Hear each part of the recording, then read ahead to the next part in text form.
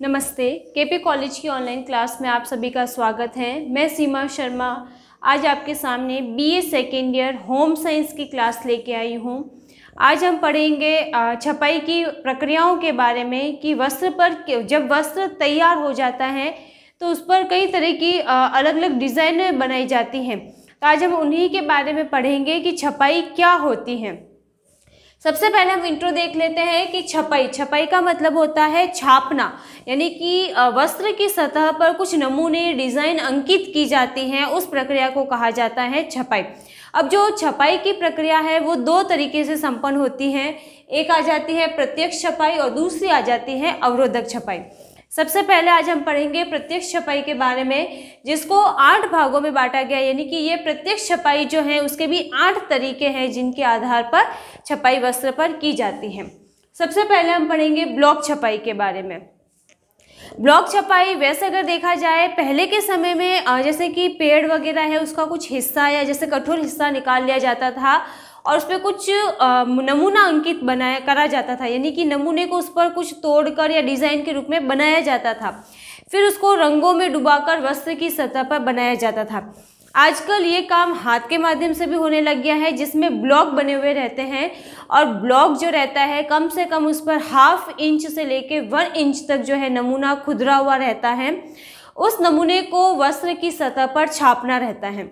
अब जब छापने की प्रक्रिया होती है तो सबसे पहले उसके लिए ज़रूरी है कि समतल किसी स्थान पर एक दरी बिछा दी जाती है, जिसके ऊपर वस्त्र बिछाया जाता है और उस वस्त्र की सतह पर उस ब्लॉक को छपा जाता है। ब्लॉक की प्रिंटिंग वस्त्र पर करने के लिए सबसे पहले ब्लॉक को रंग जो कलर है रंग का घोल बनाया जाता है, जो बिल्कुल तरल ना होकर अर्ध तरल के रूप में रहता है। उसमें ब्लॉक को रंग के अंदर डुबाकर उस रंग लगे ब्लॉक को वापस से वस्त्र की सतह पर लगाया जाता है, जिससे जो ब्लॉक में डिज़ाइन बनी हुई है वो रंग के माध्यम से उस वस्त्र पर छप जाती है। यह प्रक्रिया बार बार दोहराई जाती है और यह प्रक्रिया हाथ के माध्यम से की जाती है, इसलिए ये काफ़ी महंगी रहती है और इस प्रक्रिया को होने में समय अधिक लगता है। आजकल जो ये काम है मशीनों के माध्यम से भी किया जाने लगा है, जिसमें मशीनों में पहले से ही रोलर्स पर डिज़ाइन उभरी हुई रहती है, जिसमें रोलर्स रंगों में डूबकर वापस वस्त्र की सतह पर चलाए जाते हैं, जिससे कि जो डिज़ाइन है वो वस्त्र की सतह पर एक साथ में एक ही समय में काफ़ी मात्रा में छप जाती है। दूसरा हम पढ़ेंगे अभी जो हमारे पास में है वो है द्विपक्षीय छपाई। द्विपक्षीय का मतलब होता है, अगर शब्द का अर्थ हम देखें द्विपक्षीय, यानी कि द्वि प्लस पक्ष, जिसमें 2 पक्ष अगर हम कह सकें, ऐसी छपाई जो 2 पक्षों में रहती है, यानी कि कपड़े के सामने वाले पोर्शन पर भी और पीछे वाले पोर्शन पर भी जो है डिज़ाइन एक समान बनी रहेगी। अब इस प्रक्रिया को करते समय सबसे पहले जो मशीन है, मशीन का प्रयोग किया जाता है, जिसमें 2 रोलर्स लगे रहते हैं।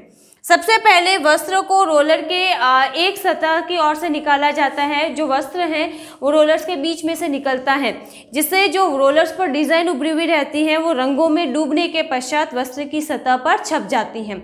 उसके पश्चात ये प्रक्रिया पूरी होने के बाद में वस्त्र को उल्टी तरफ से वापस दोबारा रोलर्स के बीच में से निकाला जाता है और जो वापस डिज़ाइन है वो दूसरी तरफ भी समान रूप से छप जाती है। लेकिन इस प्रक्रिया में सबसे ज़्यादा सावधानी रखने की आवश्यकता रहती है, क्योंकि कपड़ा अगर थोड़ा सा भी हिल जाता है तो डिज़ाइन गड़बड़ हो सकती है। इसलिए इसको दोनों पक्षों में एक समान करने के लिए कुशल व्यक्ति की आवश्यकता यहाँ पर रहती है। तीसरी हमारे पास में आती है ब्लॉच छपाई। ब्लॉच छपाई की प्रक्रिया भी अगर देखा जाए तो ब्लॉक छपाई और द्विपक्षीय छपाई के समान ही रहती है। इस छपाई में वस्त्रों को रोलर्स के बीच में से निकाला जाता है। सबसे पहले जो मशीन के द्वारा छपाई में सबसे पहले जो नमूने हैं उनको छापे जाते हैं। जैसे कि पहले वस्त्र के शेष स्थानों को बना दिया जाता है, फिर वस्त्र की जो पृष्ठभूमि है उस पर भी नमूनों को अंकित किया जाता है। चौथा हमारे पास में आ जाता है रोलर छपाई। रोलर छपाई की अगर हम बारे में पढ़ें तो रोलर छपाई से मतलब है कि वस्त्रों को रोलर्स के बीच में से निकालकर उस पर जो नमूने रहेंगे वो वस्त्र की सतह पर छापे जाएंगे। रोलर छपाई के अंदर 3 रोलर्स लगे रहते हैं। पहले रोलर पर अगर देखा जाए तो वस्त्रों को चढ़ाया जाता है, इस पर वस्त्र चढ़ता है। दूसरा जो रोलर है वो तांबे का है।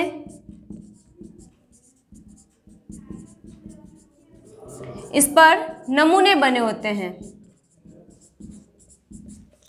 और जो तीसरा रोलर है वो रंग में डूबा रहता है। अब जब वस्त्र पर नमूना अंकित करना है, यानी कि पहले रोलर पर, तो जो तीसरा रोलर है वो सबसे पहले गति करेगा, जिससे जो रंग है वो दूसरे रोलर पर पहुंचेगा।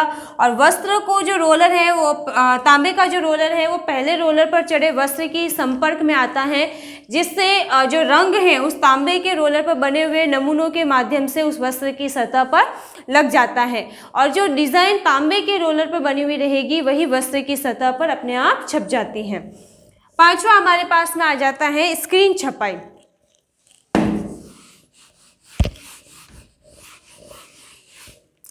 स्क्रीन छपाई का मतलब है कि एक स्क्रीन रहती है जिस पर नमूना छपा रहता है।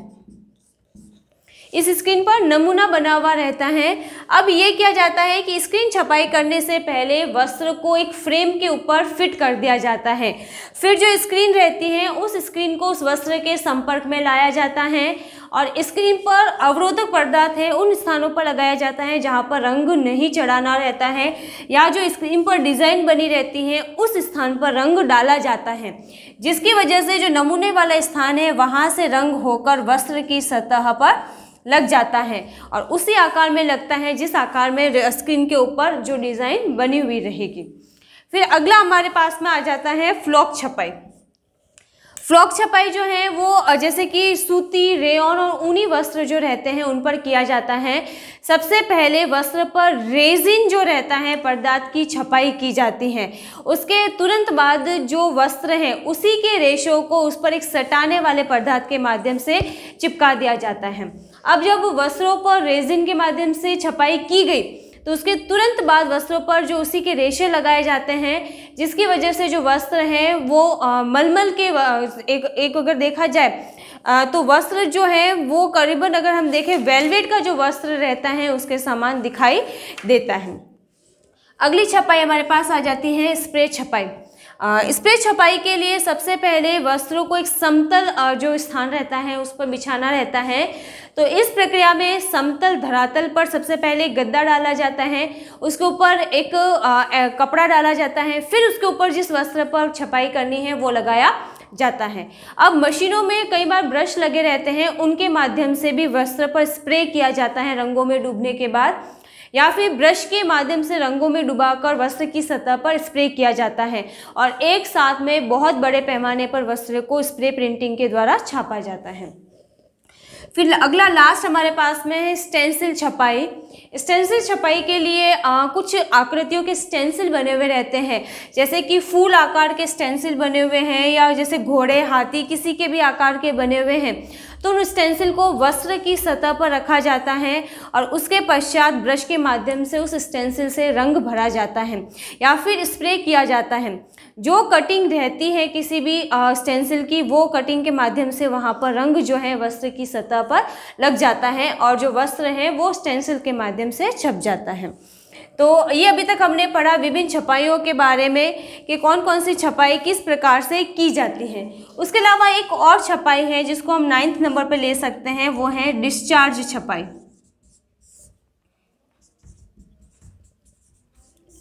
डिस्चार्ज छपाई का मतलब होता है कि जो सबसे पहले वस्त्रों को पूरे रंग में रंग लिया जाता है और रंगने के पश्चात जो नमूने अंकित करने हैं उन नमूनों को वस्त्र पर बनाकर उस स्थान पर ब्लीच लगा दिया जाता है और ब्लीच के माध्यम से वस्त्र की सतह से उन रंगों को निकाल दिया जाता है।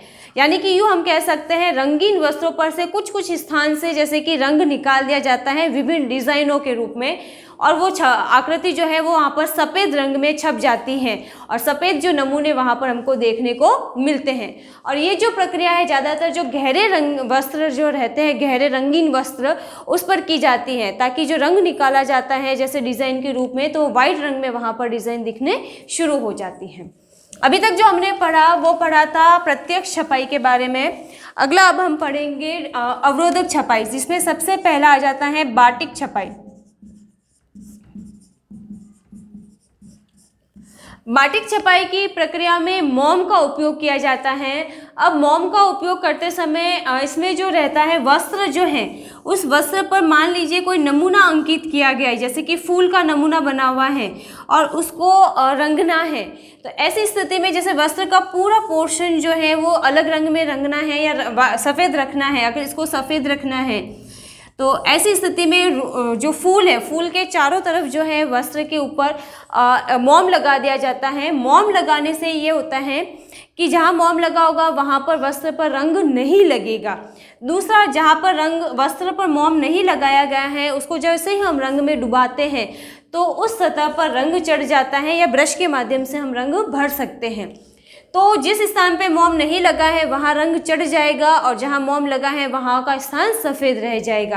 तो इस तरह की प्रक्रिया के माध्यम से वस्त्रों को रंगा जाता है। अब जब इस प्रक्रिया को उल्टा करना है कि जहाँ रंग चढ़ चुका है उसके पश्चात दूसरे स्थान पर अलग रंग लेना है, तो पहले वाले स्थान पे मोम लगा दिया जाएगा और दूसरे स्थान से मोम हटाकर उसको वापस रंग में डुबोकर रंगा जा सकता है। ये हो गई बाटिक छपाई। दूसरी जो छपाई आती है वो है हमारे पास में अवरोधक छपाई।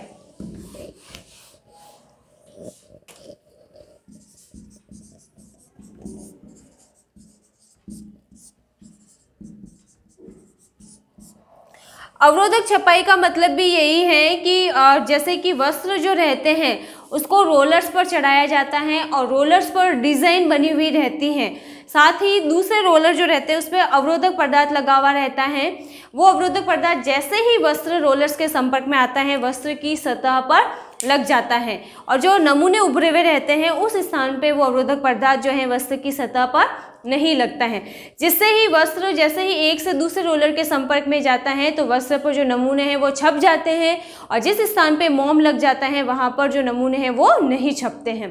तो ये प्रक्रिया एक के बाद एक दोहराई जाती है जिससे एक बहुत बड़े पैमाने पे वस्त्रों को एक साथ छापा जा सकता है। आज हमने पढ़ा छपाई की प्रक्रियाओं के बारे में, जिसमें प्रत्यक्ष छपाई, अवरोधक छपाई के बारे में पढ़ा।